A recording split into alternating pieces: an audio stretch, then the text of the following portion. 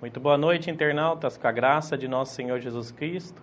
Estamos aqui iniciando o programa Chamando Vencedores, que é uma realização da Igreja em Cosmópolis. Nossas reuniões é na rua 22 de abril, número 47, no Jardim Planalto. E aqui na TV Jaguari, todas as terças, às 18 horas e 30 minutos. E lá no nosso local de reuniões, aos sábados, 20 horas, e domingo pela manhã, às 9 horas da manhã. Nosso encontro aqui na TV Jaguari ao vivo, hoje dia 21 de agosto de 2012. E nosso encontro, como eu já disse, semanal para desfrutarmos da Palavra de Deus. E hoje nós estamos aqui para absorver um pouco mais da Palavra do Senhor, da sua revelação para nós, edificação, que está em Mateus, no capítulo 3, no versículo 11, que nos diz: João Batista disse: Eu vos batizo com água para arrependimento, mas aquele que vem depois de mim é mais poderoso do que eu. Ele se refere ao nosso Senhor Jesus Cristo, cujas sandálias não sou digno de levar. Ele vos batizará com o Espírito Santo e com fogo. Todos aqueles que receberam a vida do Senhor foram batizados com o Espírito Santo. O Espírito ele se manifesta exteriormente e também interiormente. Mas não é sobre esse batismo do Espírito Santo que nós vamos falar. E sim, a segunda parte que ele fala, e com fogo.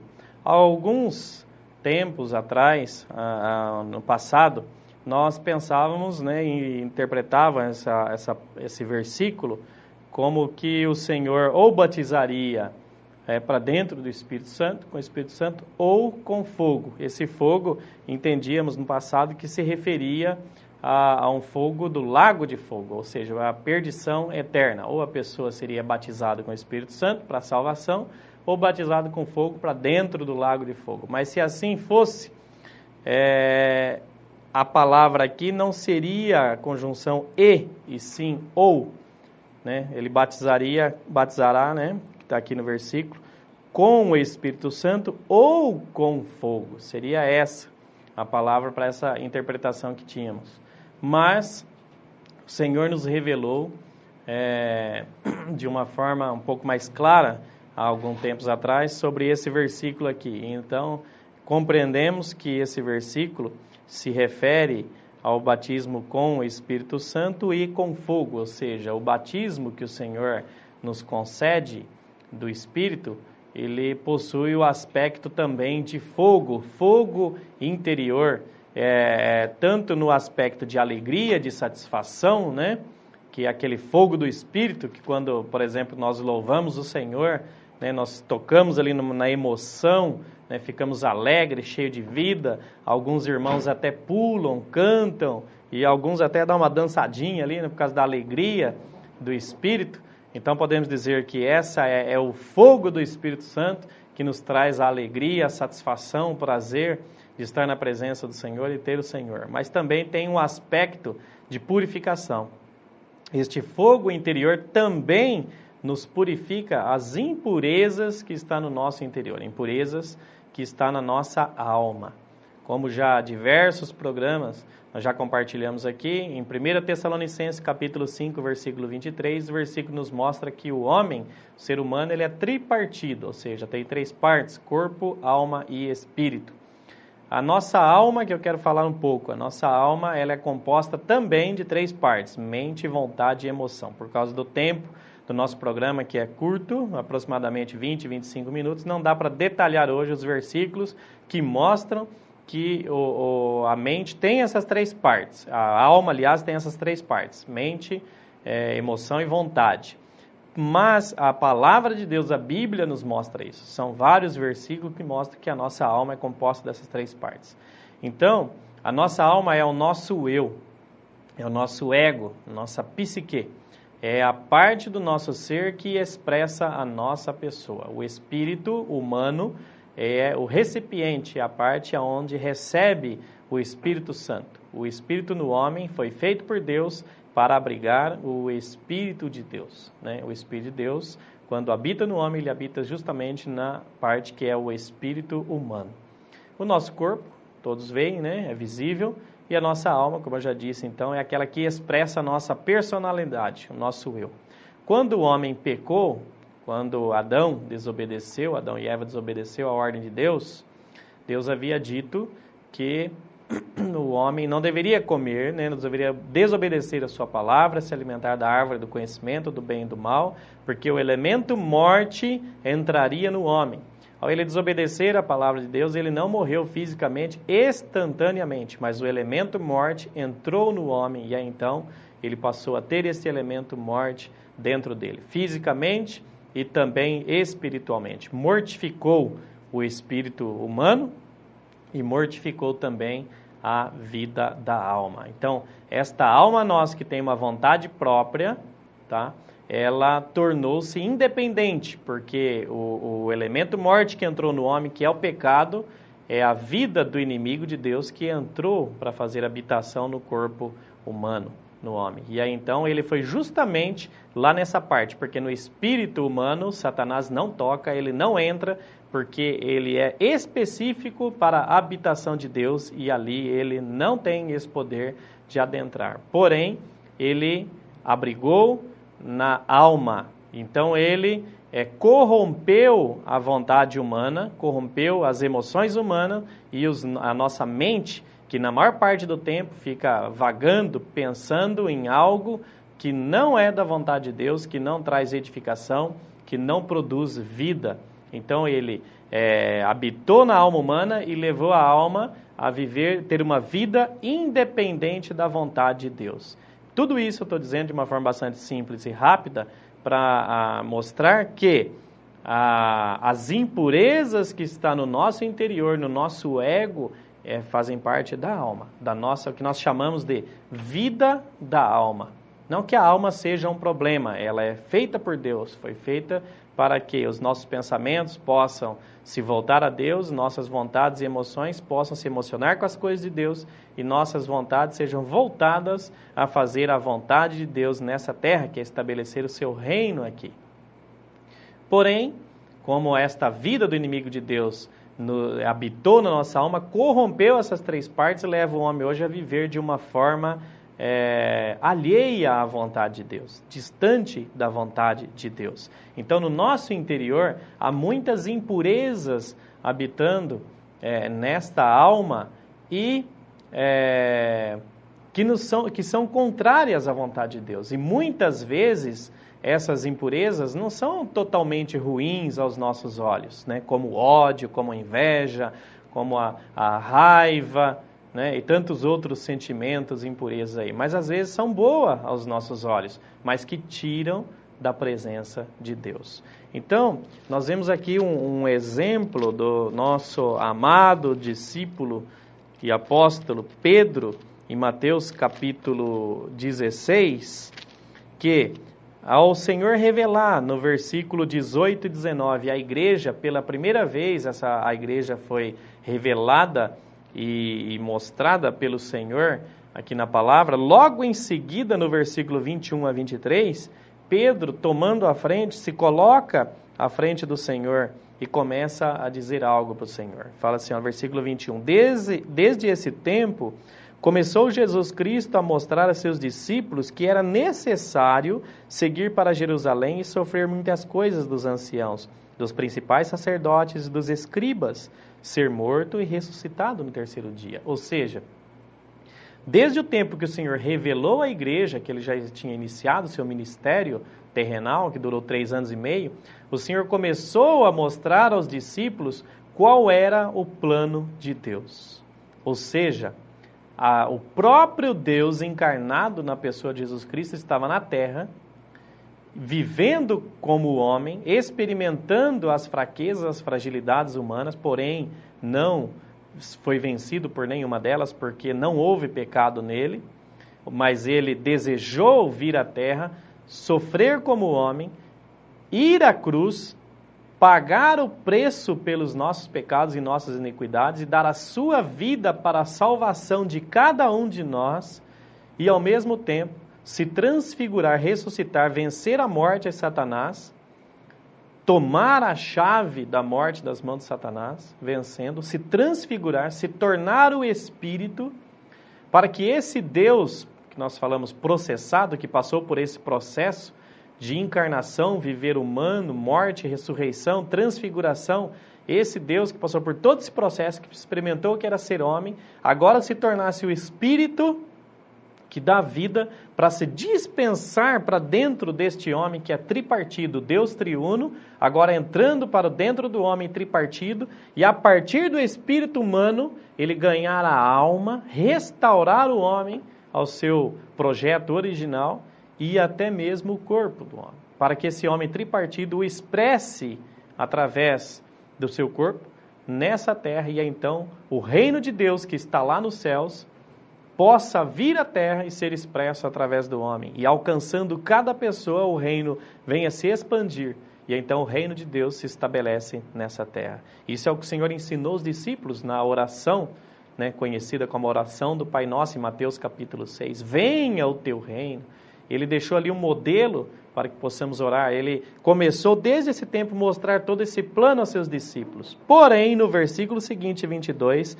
Pedro chamou o Senhor à parte, em particular, falou assim: Senhor, vem cá, vamos ter uma conversa aqui. Pedro foi lá no ouvido do Senhor, calmamente, e começou a reprová-lo. Senhor, que isso? Tem compaixão de ti, isso de modo algum te acontecerá. Ir para Jerusalém, sofrer nas mãos dos religiosos, escribas, fariseus, eram as religiões mais fanáticas que havia naquela época. Isso aqui é outra luz para nós, que a religião, toda forma de aparência de adoração a Deus, não serve para o Senhor. Falam em nome de Deus, são fervorosos em seguir o Senhor, em falar de Deus, porém os seus atos não demonstram que tem realidade, que tem compromisso com o Senhor e com o seu plano. Por quê? Os escribas e fariseus eram religiosos, fanáticos, mas o próprio Senhor deu testemunho deles, dos fariseus, dizendo: esse povo me louva com o lábio, mas o coração está longe de mim. Mas não vou entrar nesse mérito agora.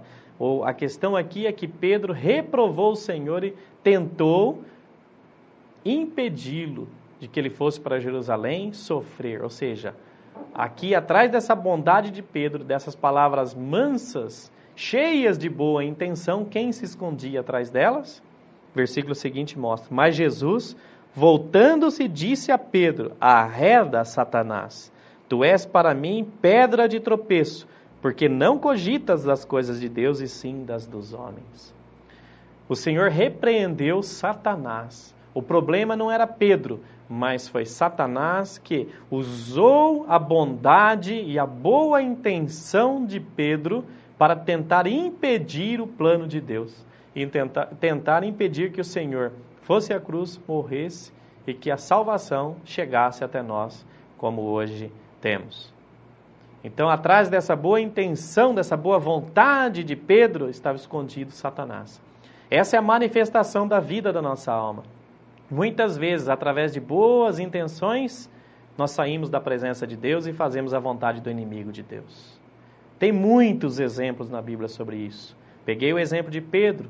Temos também o exemplo de Caim, que ao fazer a sua oferta, ali em Gênesis capítulo 4, versículo 3 a 5, ao trazer a sua oferta ao Senhor, Caim era lavrador, Abel, pastor de ovelhas. Se olharmos e analisarmos friamente sobre o aspecto humano, se olharmos apenas com os nossos olhos naturais, vemos que o trabalho de Caim como lavrador era muito mais árduo do que o trabalho de Abel, pastor de ovelhas. Não tinha tanta dificuldade, assim, tinha até um tempo para sentar na sombra ali, tomar uma água fresca e ficar lá olhando as ovelhas de longe. Caim não, tinha que lavrar a terra, carpinar a terra, às vezes não sei o que ele produzia lá, talvez 2, 3 vezes tinha que carpinar a terra, então debaixo de um sol escaldante. Então o trabalho de Caim era muito mais árduo, porém quando ele trouxe a oferta ao Senhor, o Senhor não se agradou da sua oferta, se agradou da oferta de Abel.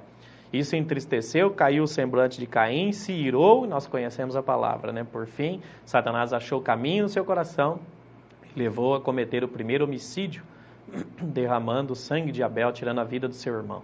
Mas o que é que estava por trás de tudo isso, dessa boa intenção? O problema é que Caim, ele ofereceu a oferta ao Senhor segundo o seu natural.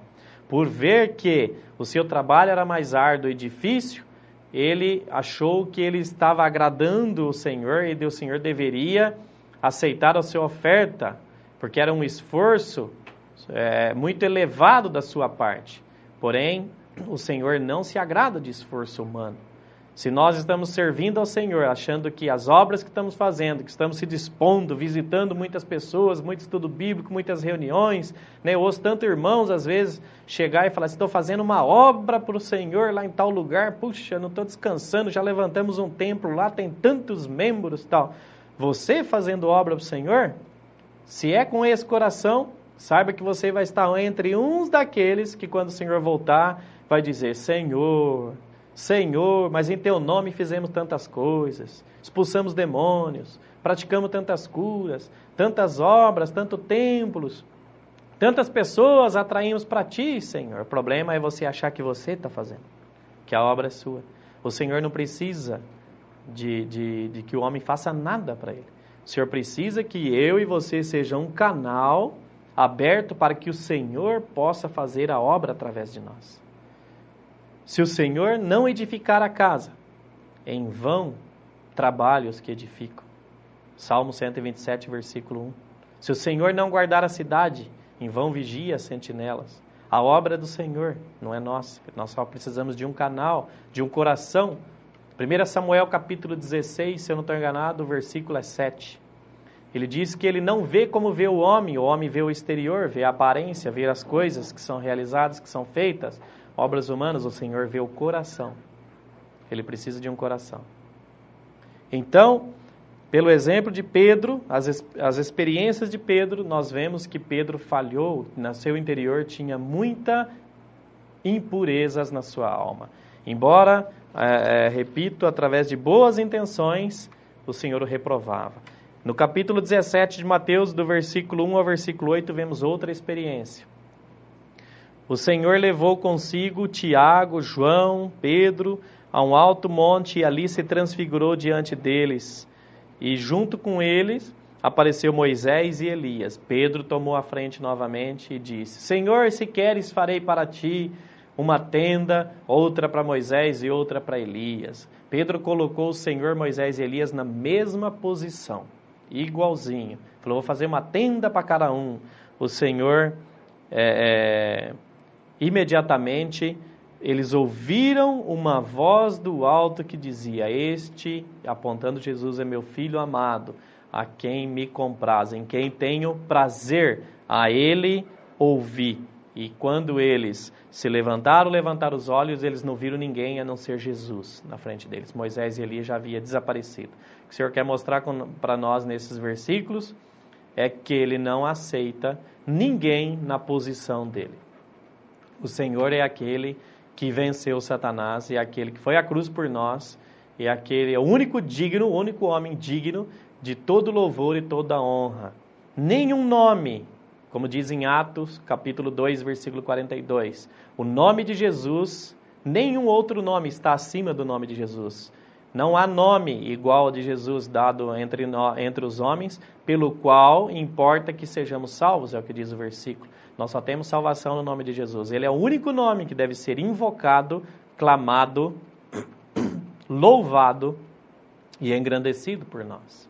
Nenhum outro, seja Moisés, seja Elias, quão importante foi o serviço deles a Deus, mas não pode se colocar na mesma posição do Senhor. Então, Pedro novamente foi reprovado. São várias experiências. No Getsemane, quando o Senhor está prestes a ser preso pelos soldados romanos e que o levaria a julgamento e culminando na morte do Senhor, Pedro rapidamente se levantou, querendo por si próprio, na sua alma, no seu ímpeto, defender o Senhor, ajudar o Senhor. Conhecemos também os versículos que Pedro, tomando a espada, cortou a orelha do soldado. E o Senhor, cheio de misericórdia e compaixão, restaurou e repreendeu Pedro. Pedro, guarda a espada, Pedro. Se ferir com a espada será ferido. Pedro estava na sua alma, no seu ímpeto, no seu ego, rapidamente querendo ajudar o Senhor na sua bondade, quis defendê-lo. Porém, 1 minuto atrás, quando o Senhor pediu para Pedro orar com ele, porque ele estava profundamente angustiado, Pedro adormeceu. A nossa alma é assim. Às vezes, nas questões relativas ao Senhor, ao servir o Senhor, nós somos sonolentos demais. cheio de sono, preguiça, cansaço, não temos disposição para servir o Senhor. Mas quando é para agir na nossa alma, somos rápidos, sacamos da espada e saímos golpeando tudo, cortando a orelha de quem estiver na nossa frente, defendendo por nossa conta própria. Temos que deixar o Senhor agir. E há muitas outras experiências de Pedro. Mas Pedro, ele passou por essa experiência do fogo purificador. Então, ele, por causa do tempo, acho que não vai dar para ler todos os versículos, mas em 1 Pedro, capítulo 4, versículo 12 e 13, Pedro mesmo fala para não estranhar o fogo ardente que surge em meio de nós, destinado a provar-vos. Então, às vezes o Senhor permite situações na nossa vida, que são tribulações, que vêm até nós, para que interiormente nós podemos ser provados por esse fogo, e o fogo queima as impurezas. Eu costumo dizer que quando temos situações de tribulações na nossa vida, não precisa ninguém nos incentivar a orar. Consequentemente, você vai diante do Senhor, clama ao Senhor, se derrama aos pés do Senhor em lágrimas, oração, e aí então nós temos uma comunhão íntima, sem qualquer religião, sem qualquer forma de aparência, mas por causa da tribulação, por causa do fogo que vem nos purificar. Então, as situações que nós passamos, como Pedro disse no capítulo 1, na primeira epístola, seu capítulo 1, versículo 6 a 7, logo no início, ele mostra que, se necessário, nós vamos passar por várias provações, para que a nossa fé seja provada e apurada pelo fogo interior que queima nossas impurezas. E aí, então, resultará em louvor, honra e glória na revelação do nosso Senhor Jesus Cristo. Em 2 Timóteo, para encerrarmos, no capítulo 2, versículo 20, Paulo diz que numa grande casa, que é a igreja, não há somente utensílios de ouro e prata, há também de madeira e de barro. Em Isaías 64, versículo 8, mostra o que é esse barro, o que é essa madeira. Somos nós mesmos. Paulo está dizendo que na igreja não tem só vasos, não tem somente irmãos que são fervorosos no Espírito, que têm experiência e cheios da vida de Deus, representados aqui pelo ouro, pela prata. Mas há também irmãos que são madeira. Em nós também há madeira, há muita natureza humana, há muita ainda alma sendo exposta, muita vontade própria sendo exposta e manifestada na igreja. E o versículo seguinte, pode continuar lendo aí em 2 Timóteo, nos mostra que o fogo é que provará esta obra. O que fica mais claro em 1 Coríntios, capítulo 3, do versículo 12 a 15, onde ele diz: Contudo, se o que alguém edifica sobre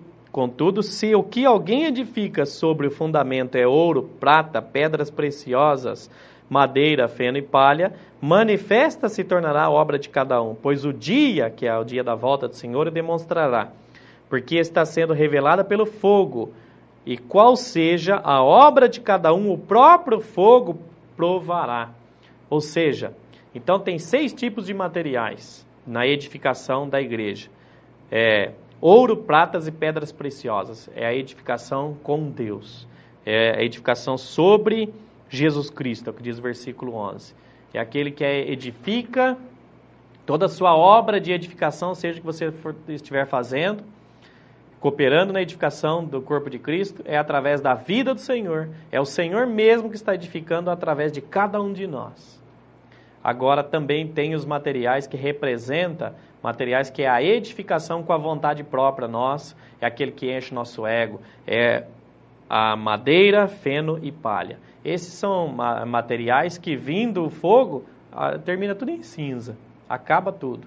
E o versículo diz o seguinte, que o fogo provará a obra de cada um, ou seja, vem situações de tribulação na nossa vida, às vezes permitida, para que seja provada as nossas obras. Se é com materiais de ouro, prata, pedras preciosas, se é com a vida de Deus que estamos edificando, então vai permanecer, porque o fogo não extingue. Ele até purifica e torna ainda mais precioso o ouro. Quanto mais fogo, mais é eliminadas as impurezas do ouro e sobra só o ouro líquido, limpo. Né? Então o fogo ainda coopera na purificação desse ouro que representa a vida divina que está no nosso interior. Agora, se é com madeira, feno e palha, são materiais que representam a nossa vida humana, então vai extinguir. E aí ele diz no versículo 14, se permanecer a obra de alguém que sobre o fundamento edificou, que sobre Cristo, né, no versículo 11, esse receberá galardão. Ou seja, tudo que nós estivermos fazendo hoje para a edificação do corpo de Cristo deve ser totalmente fundamentado em Cristo e na vida de Deus. Se Deus achou o caminho em nós e é Ele que está fazendo a obra através de nós, receberá galardão, será considerado um vencedor. Se não, se for feno, palha, madeira, o Senhor vai dizer naquele dia, que obra é essa que você está dizendo que você fez aí? Eu nunca tomei conhecimento. É o que o Senhor fala lá para nós quando dizem, Senhor, Senhor, em Teu nome fizemos isso, fizemos aquilo, expulsamos demônios, fizemos muita cura. Qual foi a resposta do Senhor? Apartai-vos de mim, hipócritas, eu nunca vos conheci. Ou seja, o Senhor nunca tomou conhecimento das obras, porque eram feitas na própria alma. Então, com toda essa palavra, fica o encorajamento para nós, para você que está me ouvindo, a não desanimar, a não se esmorecer e não retroceder, se porventura estiver passando por situação de tribulação.